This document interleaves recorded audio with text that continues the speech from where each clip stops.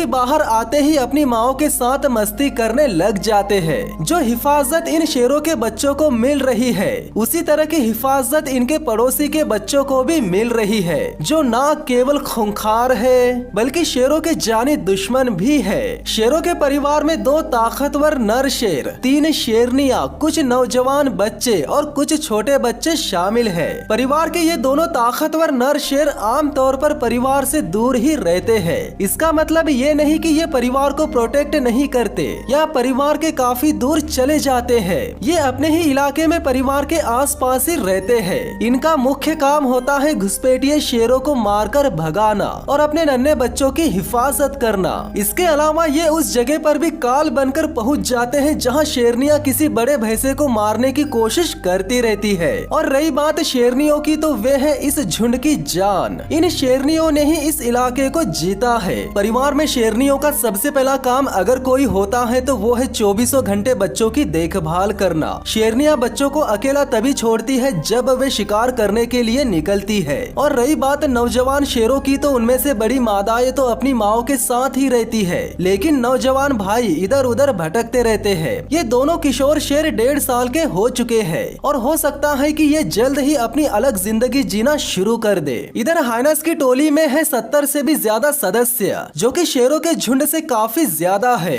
लकड़बग्घे और शेरों का कोई ताल्लुक नहीं है, यहाँ तक कि कुत्ते भी इनके रिश्तेदार नहीं है। इन मुर्दाखोरों का इतिहास 2 करोड़ साल पुराना है। 50 लाख साल पहले इनकी ये चिट्टीदार प्रजाति सामने आई थी, जो कि छीना झपटी करने के साथ साथ शिकार करने में भी माहिर थी। तो इस वक्त इधर एक शेरनी अकेले ही शिकार पर निकली है, जो कि एक वार्डहॉग के परिवार के काफी करीब पहुंच जाती है। शेरनी को अकेला देखकर ये वार्डहॉग्स उसे हल्के में ले लेते हैं और भागने के बजाय इस शेरनी को इग्नोर करने लगते हैं। वार्डहॉग्स जानते हैं कि उनकी रफ्तार इस शेरनी से काफी ज्यादा है, इसीलिए ये तब तक भागते नहीं है जब तक कि ये शेरनी कोई हरकत नहीं कर लेती। और जब हरकत कर लेती है तब परिवार के 2 सदस्य तो बचकर निकल जाते हैं, लेकिन वो सदस्य पकड़ में आ जाता है जिसने शेरनी के सामने हिम्मत दिखाने की कोशिश की थी। जिसके बाद हिम्मत वाले वार्डहॉग को पकड़ने के बाद पता चलता है कि उसके पैर में पहले से एक चोट लगी थी, जिसका आभास शेरनी को पहले ही हो गया था। वो जान चुकी थी कि ये हिम्मत वाला वार्डहॉग ज्यादा दूर तक भाग नहीं पाएगा। शेरनी द्वारा किया गया ये शिकार एक लकड़बग्घे ने देख लिया था। हालांकि ये शेरनी इस लकड़बग्घे को सबक सिखा सकती है, लेकिन वो अकेला होने की वजह से ये शेरनी उसे भी दावत में शामिल होने देती है।